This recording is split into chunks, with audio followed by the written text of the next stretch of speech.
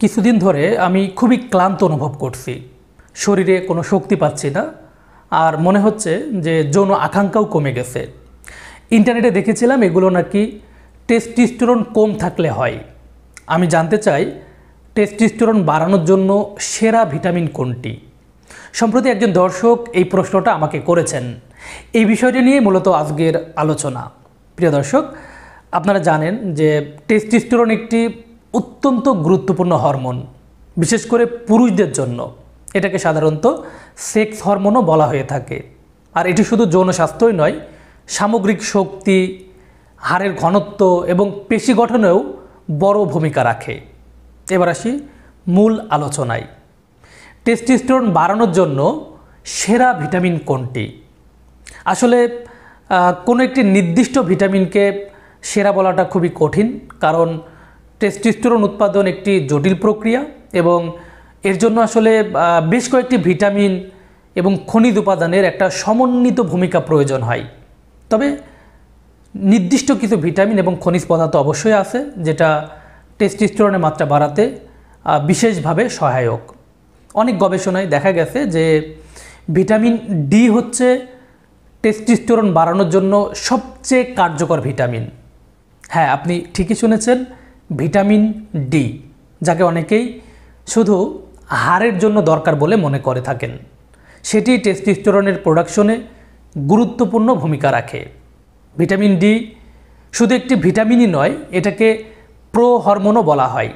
অর্থাৎ এর মানে হলো এটি শরীরে হরমোনের মতো কাজ করে। অসংখ্য গবেষণায় দেখা গেছে যাদের শরীরে ভিটামিন ডি এর মাত্রা কম, তাদের টেস্টোস্টেরনের মাত্রাও সাধারণত কম থাকে। ভিটামিন ডি সরাসরি টেস্টোস্টেরন প্রোডাকশনে জড়িত।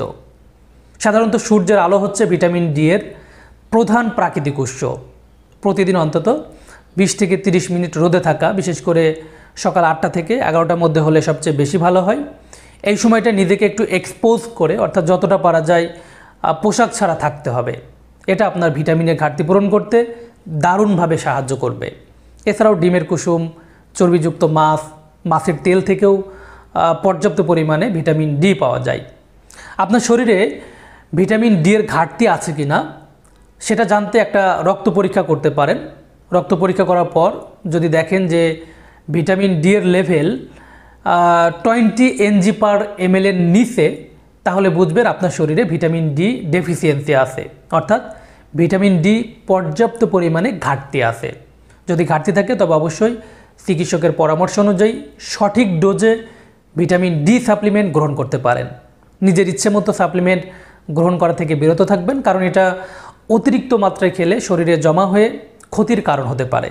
মনে রাখবেন, যৌনশক্তি, পেশি, মুড বা মেজাজ, এই সবগুলোর জন্যই কিন্তু আমাদের টেস্টোস্টেরন হরমোন দরকার।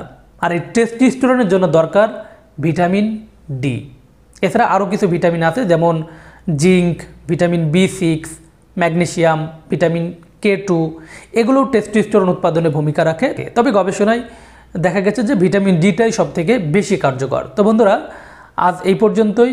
এ সম্পর্কে যদি আপনাদের আরও কিছু জানার থাকে, কোনো প্রশ্ন থাকে, তাহলে কমেন্ট করে জানাতে পারেন। আর যদি ভিডিওটি ভালো লেগে থাকে তাহলে অবশ্যই শেয়ার করে অন্যদেরকে দেখার সুযোগ করে দিবেন। আর যারা আমার চ্যানেলে নতুন, তারা অবশ্যই আমার চ্যানেলটি সাবস্ক্রাইব করে থাকবেন। সকলে ভালো থাকুন। আল্লাহ হাফেজ।